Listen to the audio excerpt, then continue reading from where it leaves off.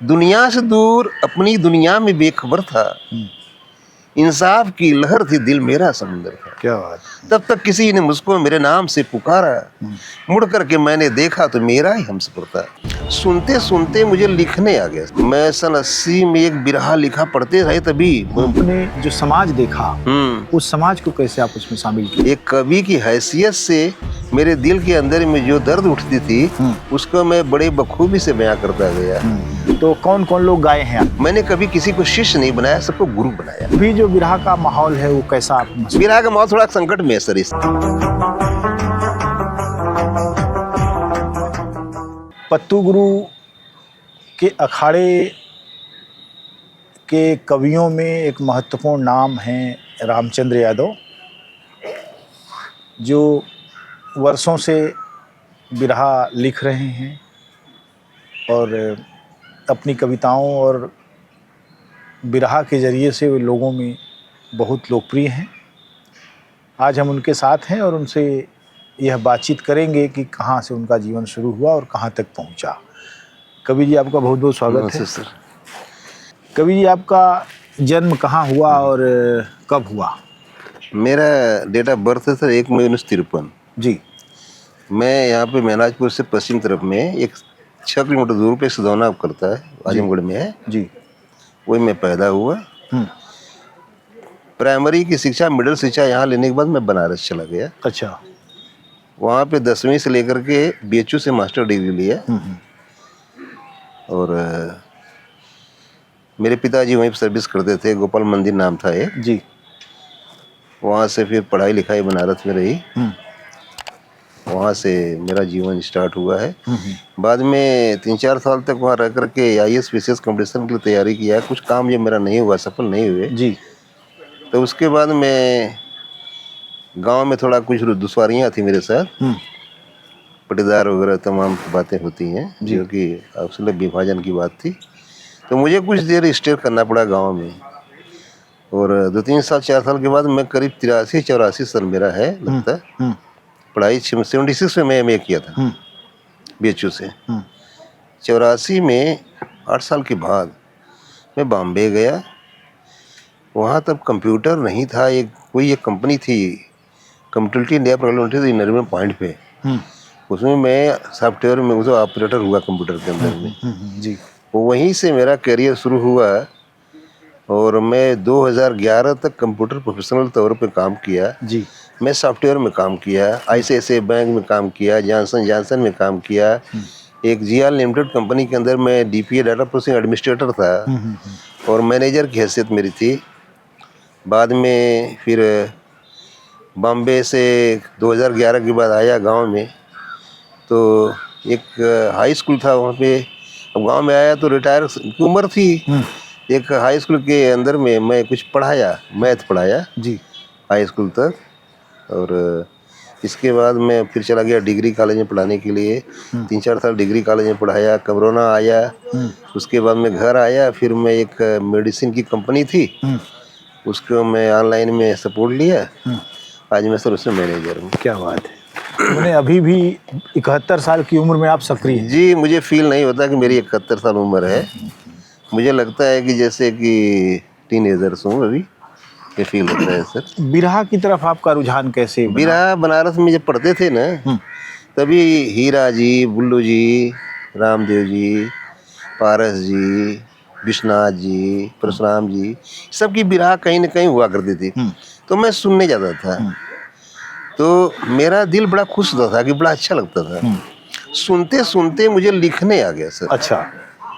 और करीब मैं सन 80 में एक बिरहा लिखा, पढ़ते रहे तभी, कंपटीशन करते रहे तभी एक बिरहा लिखा था। जी।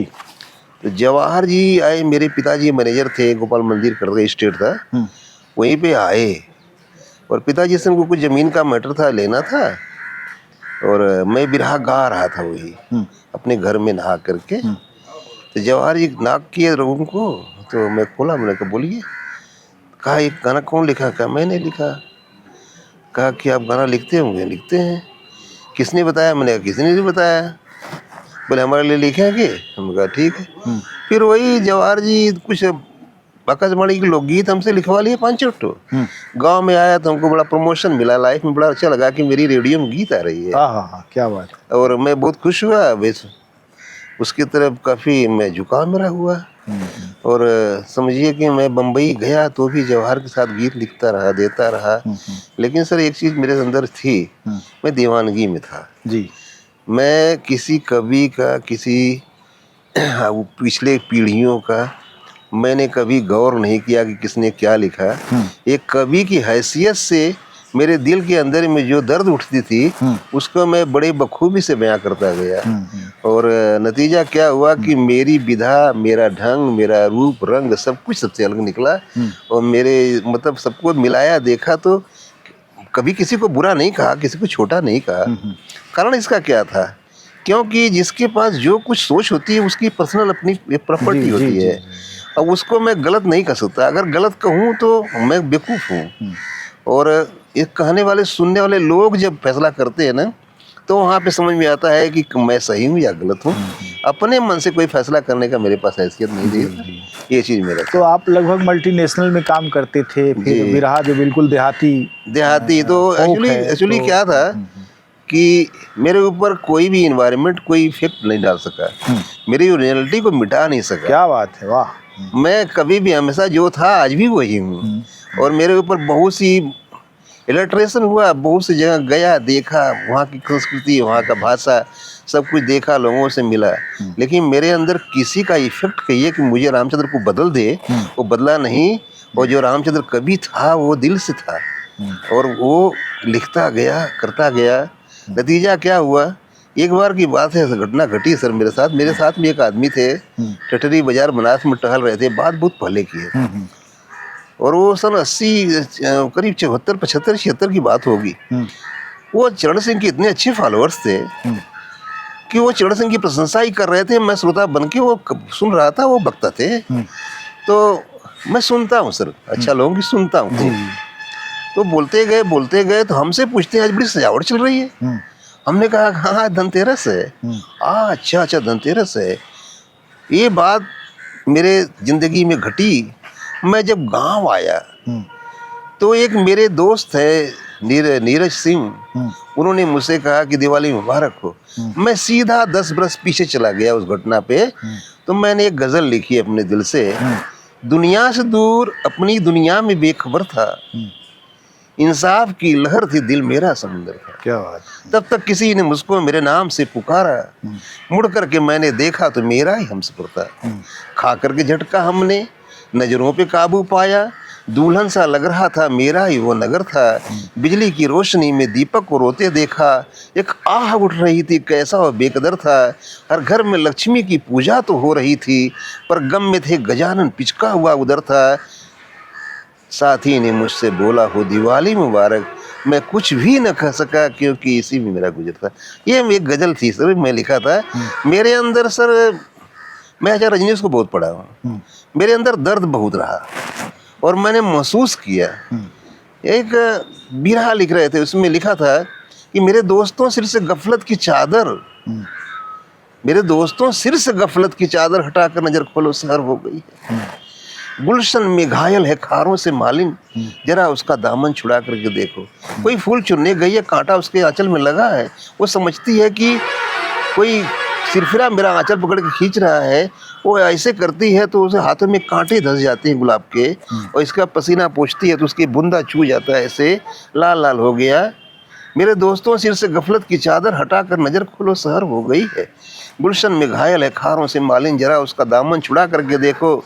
जिंदगी इसी को क्या कहते हैं यारो, जहाँ जिस्म भी तहाँ जहाँ भी इतना। क्या बात। अरे फूलों की आरज़ू में फंसी है बेचारी, बड़ी बेवसी है, बचा करके देखो।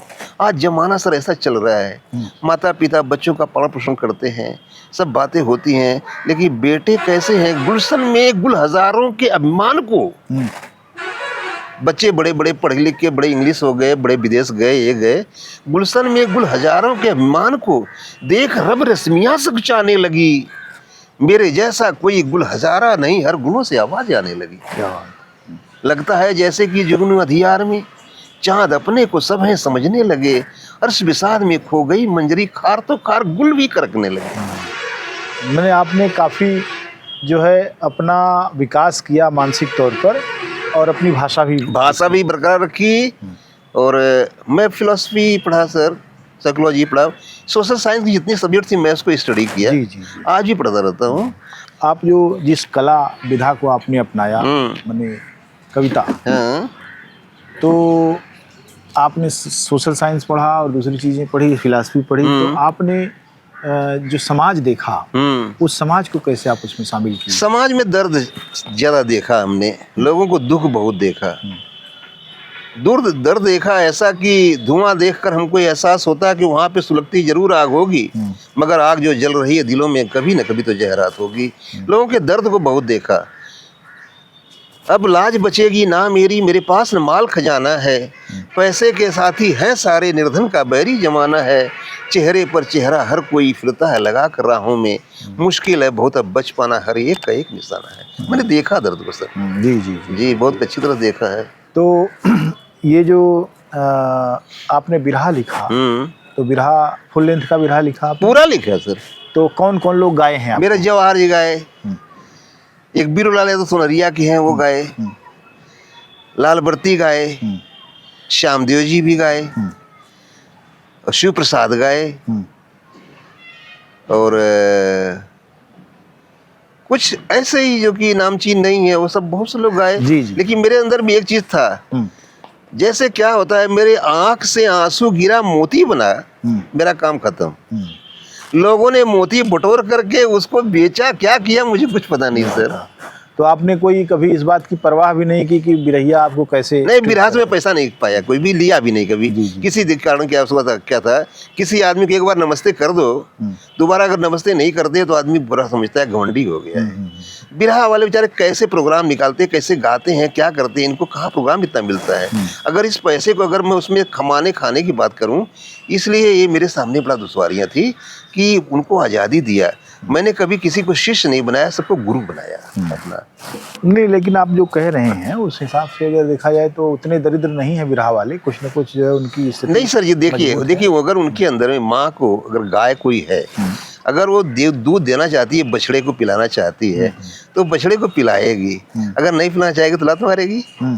तो गवैयों को खुद सोचना पड़ेगा। मैंने सब बात उनके ऊपर छोड़ दिया कि तुम सोचो क्या करना क्या नहीं करना, मुझे जानता कुछ नहीं।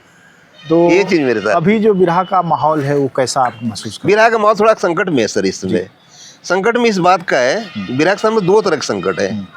एक तरह से तो लोग बिरहा का थीम कहाँ से पकड़ा लोगों ने, बिरहा की थीम रामायण महाभारत से वगैरह से पकड़ कर इन लोगों ने गाया। रामायण महाभारत के ऊपर आज चैलेंज हो गया है सर। आज अम्बेडकर जी की कहानी है, आज पेरियार की कहानी है, आज फूले भाई की कहानी है। ये सब चीज़ों को लेकर के जैसे इतना घना बादल छाया हुआ है कि आज शिक्षा का विकास हो गया। जी जी जी। शिक्षा का विकास होने से सर एक चीज का बात हुआ है, ये सब कहानियां थोड़ा सा अब उसको बिरहा पे ग्रहण लग गया है, क्योंकि श्रोता में शिक्षित ज्यादा हो गए हैं। और पहले लोग विश्वास में अंधभक्त थे, उनको लगता था कि सब बातें सुन लेते थे। आज ग्रहण की बात, गैलीलियो मारा गया। क्यों मारा गया?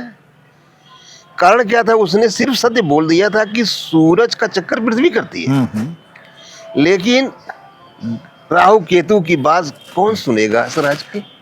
ब्रूनो को जलाया गया था। हाँ, और गैलीलियो को धमकाया गया। तो मतलब वही सजा दी गई, वो मुक्त नहीं हो सका उससे। तो मैं ये कह रहा हूँ कि आप सही कह रहे हैं कि बिरहा को जो पुरानी चाल है वो बदलनी पड़ेगी। थोड़ा उनको दर्द का, बिरहा का असली सब बिरहा बिरह से होता है। और अभी जो नई संवेदनाएं हैं वो बिरहा में नहीं, बिरहा में आना चाहिए। नरेंद्र कोहली के मैं उपन्यास पढ़ा था, संघर्ष की ओर,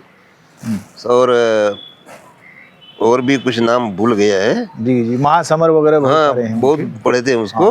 तो उसमें थोड़ा सा नया था, उन्होंने रामायण को अलग ढंग से लिखा था। तो इस तरह से लोगों को बिरहा को, दरबार से बिरहा को एक ज्ञान जब उभरा है तो ज्ञान के हिसाब से बिरहा को बचाना पड़ेगा। जी जी। अगर नहीं बचाएंगे तो बिरहा बचेगी नहीं। बिरहा बड़ी अद्भुत कला है। 1837 में बिहारी जी उड़ियार से पैदा हुए थे सर, उन्हीं के जनक माने जाते हैं वो, गोपालपुर से। वही बिरहा के जनक थे। आज बिरहा कहाँ से कहाँ पहुंच गई। बिरहा में हम लोग भी आए, बहुत से कलाकार लोग यहाँ आए, सब लोगों ने देखा अच्छी तरह से, बात को समझा। लेकिन अब देखिए कि हमने दर्द को जाना, बिरहा बिरह से होती है। प्यार क्या होता है, प्यार बयां नहीं किया जा सकता। प्यार एक ऐसी चीज है जिसको बयां करना बड़ी मुश्किल बात है, लेकिन बिरह से, बिरह को पैदा करना और बिरह को महसूस करना ही बिरहा कवि का काम है। बहुत अच्छी बात है, आपने अपना जीवन जिस तरीके से जिया और जिस तरीके से आपने लिखा उसके बारे में बहुत सी चीज़ें आपने शेयर की। और ये हमारे लिए गर्व की बात है कि आप जैसे सुशिक्षित लोग जो कि आधुनिक चेतना को भी समझते हैं और पुराने गौरव को भी समझते हैं और नई बातों को भी लाने की कोशिश कर रहे हैं, वो बहुत बड़ी उपलब्धि है बिरहा के लिए भी और हम सारे लोगों के लिए निजी रूप से भी। आपको बहुत बहुत धन्यवाद। नमस्कार। बहुत नमस्ते सर, थैंक यू।